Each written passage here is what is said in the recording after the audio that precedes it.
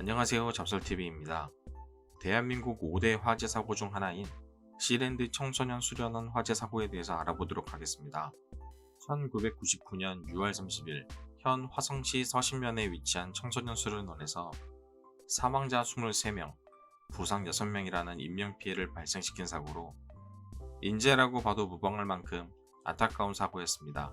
당시 인명피해 중 19명이 초등학교도 들어가지 않은 유치원생으로 이때 화재 진압을 하였던 소방대원들에게 외상 후 스트레스 장애를 안기기도 한 전 국민의 안타까움과 분노를 공존하게 하였던 사고였습니다.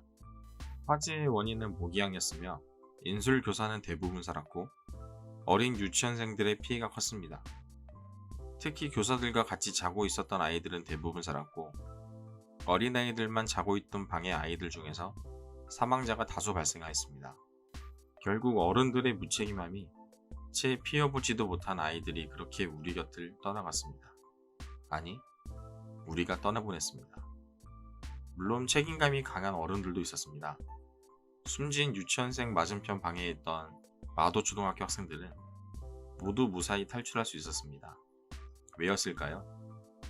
인솔교사와 학생들이 같이 있었기 때문에 학생들을 모두 안전하게 대피시킬 수 있었습니다. 그리고 이들을 안전하게 대피시키다가 고 김영재 교사는 안타깝게 목숨을 잃었습니다. 국가는 그에게 훈장을 수여하고 자녀들에게 특별 위로금을 전달하기도 하였습니다. 그렇다면 피해 유치원생들과 함께 자고 있어야 할 인솔교사들은 어디에 있었던 것일까요? 이들은 아이들이 없는 호실에서 술을 마시고 있었다고 합니다. 이들의 위치는 술자리가 아니라 아이들 곁에 있어야 하는 게 기본이었을 텐데요. 수련원에 보낸 부모님들은 당연히 우리 아이는 인솔교사의 지도 아래 안전하게 있다는 것을 믿고 있었을 텐데요. 이들의 배신감은 우리가 감히 상상이나 할 수 있었을까요?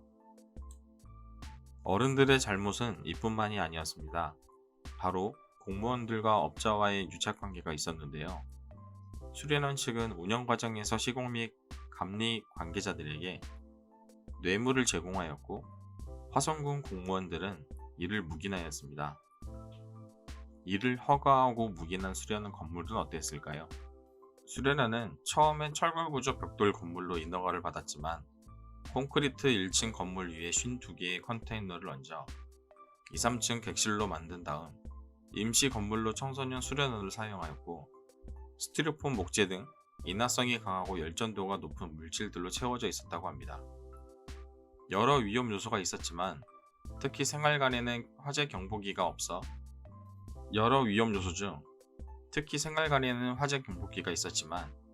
모두 불량, 그리고 사용할 수 없는 빈 소화기만 구색을 갖추고 있었다고 합니다.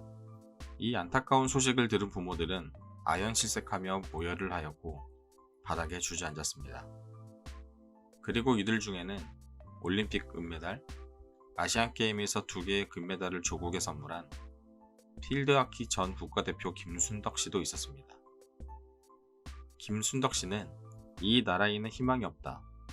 더 이상 대한민국에 살고 싶지 않다라는 말을 남기고 그동안 받았던 올림픽 은메달, 아시안게임 금메달, 체육훈장 맹호장, 국민훈장 목련장, 대통령 표창 등을 국가에 반납하고 뉴질랜드로 이민을 갔습니다.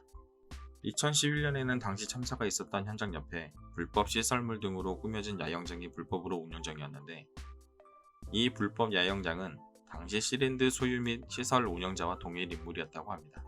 우리는 이러한 많은 아픔을 겪으면서 과연 무엇을 얻었을까요? 과연 우리는 변했을까요? 변하긴 했을 겁니다.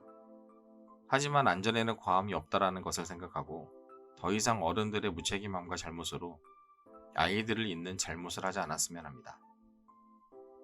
이들의 희생을 헛되이 하지 않기 위해서라도 확실한 재발 방지책을 만들고 엄중한 처벌을 위한 법 개정이 필요하다고 생각합니다.